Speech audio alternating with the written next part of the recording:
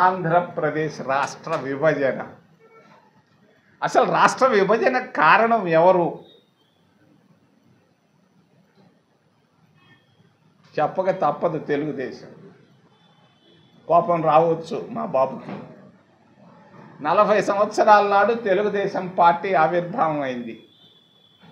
ఆవిర్భావం అయిన తర్వాత ఆ రోజు ఎస్సీలంతా 20% ఉన్నారు రాష్ట్రంలో. వీళ్ళందరూ కాంగ్రెస్ పార్టీకి ఓట్లు వేసేవాడు. తెలుగుదేశం పార్టీకి మనసు ఒప్పల. మరి ఇంత పెద్ద ఓట్ బ్యాంక్ ఉంటే వీళ్ళందరూ కాంగ్రెస్కి వేస్తే మనకు కూడా కావాలి కదా అని మనసులో పడ్డాం. కానీ వాళ్ళ కళ్ళకు కనపడేది మాలా మాదిగలు. అటు మాలోళ్ళు పోయినా ఇటు మాదిగోళ్ళని పేరుకోవాలని వీళ్ళ మధ్యలో విభజన మొదలు పెట్టారు. 40 సంవత్సరాల నాడు తెలుగుదేశం పార్టీ నాయకులు ఉపేంద్ర మొదలుకొని అందరూ. మరి ఒక్కటి చెప్తున్నాను, ఆంధ్రప్రదేశ్ రాష్ట్ర విభజన కారణం దళిత విభజన. దళిత కెమిస్ట్రీ చాలామందికి తెలియదు భారతదేశంలో. బహు తెలిసిన వాళ్ళు ఒక 5-10 మంది ఉంటారు దళిత కెమిస్ట్రీ. ఈరోజు మరి దళితుల్లో 800 ఉపకులాలు ఉన్నాయి. ఒక్క ఉత్తరప్రదేశ్ రాష్ట్రంలోనే 86 దళిత ఉపకులాలు ఉన్నాయి. సుప్రీంకోర్టు జడ్జిలకి ఏమీ తెలియదు. అంటదంతనం అంటే అసలు తెలియదు. ఎస్సీల సమస్యలు తెలియకుండా ఒక ఆర్డర్నో డైరెక్షనో ఇచ్చారు. ఆ డైరెక్షన్ పేరు పెట్టుకొని ఈరోజు విభజన ప్రారంభించారు. ఎప్పుడు ఈరోజు దళితుల్లో ముఖ్యంగా మాలవాళ్ళల్లో ఆంధ్రప్రదేశ్ రాష్ట్రంలో కన్నీటితో ఉన్నారు, ఆవేదనతో ఉన్నారు, మరి ఆపదలో ఉన్నారు. ఎప్పుడూ నేను చూడలేదు. రాజమండ్రిలో కన్నీళ్లతో నిలబడ్డారు అంబేద్కర్ విగ్రహం దగ్గర. కాకినాడలో అంబేద్కర్ విగ్రహం దగ్గర కన్నీటితో నిలబడ్డారు. ఎందుకు? దీనికంతటికి కారణం ఈరోజు ఆంధ్రప్రదేశ్ రాష్ట్రం 2 కావడానికి కారణం ఏంటి? కె చంద్రశేఖరరావు పెద్ద మగోడేం కాదు. ఆయన వెనకాల నిలబడ్డది మాదిగలు. ఎందుకు నిలబడ్డారు మాదిగలు ఆయన వెనకాల? రాజ్యాధికారం దిశగా. ఆంధ్రప్రదేశ్ మేము కూడా కాంగ్రెస్ పార్టీ కూడా చిన్న పొరపాటు చేసింది. ఆ రోజు రాజశేఖర రెడ్డి చచ్చిపోయిన తర్వాత కిరణ్ కుమార్ రెడ్డిని ముఖ్యమంత్రి చేయకుండా దామోదర్ రాజనరసింహ మాదిగని చేసుంటే ఆంధ్రప్రదేశ్ రాష్ట్రం 2 అయ్యేది కాదు. తెలంగాణ వీళ్ళందరూ కలిసి ఉండేవాళ్ళం.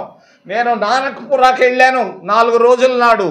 నానక్పురాలో నేను చూశాను 40 అంతస్తుల బిల్డింగులు 100ల సంఖ్యలో ఉన్నాయి. మరి దేశ సంపద అంతా, రాష్ట్ర సంపద అవతల పక్క వెళ్ళింది. ఏముంది మన ఆంధ్రప్రదేశ్ రాష్ట్రంలో? ఏముందయా? ఈ పక్క సముద్రం, ఆ పక్క రాళ్ళు తప్పించి రాయలసీమలో ఏముంది? ఎట్ట బతకాలా? దీనికంతటికి రాష్ట్ర విభజన కారణం దళిత విభజన. వీళ్ళ జోలికి పోవద్దని మా మిత్రుడు చంద్రబాబు నాయుడు గారికి తెలియజేస్తూ చివరిలో చెప్పక తప్పదు, విశాఖ ఉక్కు ఆంధ్రుల హక్కు. నేను డిసెంబర్ 31వ తేదీ దాకా నేను చంద్రబాబు నాయుడు గారికి సౌమ్యంగా తెలియజేస్తా పోతుంటాను. విశాఖ ఉక్కు ప్రైవేటైజ్ అయ్యేదానికి వీలే లేదు కానివ్వం. మరి నేను ఈ బాధ్యత నేను చంద్రబాబు నాయుడు గారి పైన పెడుతున్నా. మరి ప్రైవేట్ కానికుండా చేసే బాధ్యత మీది చంద్రబాబు నాయుడు గారు, రాష్ట్ర ముఖ్యమంత్రి గారు. ఈరోజు మీ సపోర్టుతోనే కేంద్ర ప్రభుత్వం నడుస్తూ ఉంది. నిర్మల కాదు, చనిపోయినటువంటి కామ్రేడ్ సీతారాం మేమిద్దరం కలిసి మాట్లాడుకున్నాం. ఆగస్టు 20వ తారీఖున all India institute of medical సైన్సెస్లో ఐసీయూలో. మీ శక్తి మాకు తెలుసు, ఏం చేస్తావో నాకు తెలియదు. డిసెంబర్ 31వ తారీఖు లోపల చంద్రబాబు నాయుడు తప్పనిసరిగా ఈ ఉక్కు ఫ్యాక్టరీ ప్రైవేటీకరణను ఆపి ఒక ఆర్డరు క్యాబినెట్లో నుంచి పాస్ చేసిన ఆర్డర్ తీసుకొని రావయ్యా. నీకు చాలా చిన్న విషయం నేను అడుగుతున్నా. మరి నువ్వు చేయలేకపోతే ఇది చెప్తున్నా మీకు చంద్రబాబు నాయుడు గారు, ఈ విశాఖ ఉక్కును ప్రైవేటీకరణ నుంచి నువ్వు ఆపకపోతే తప్పుకొని బయటికి రా, ఎన్డీఏలో నుంచి రా. ఏం భయపడాల్సిన పని లేదు. నీకున్నటువంటి శక్తి మా అందరికీ తెలుసు.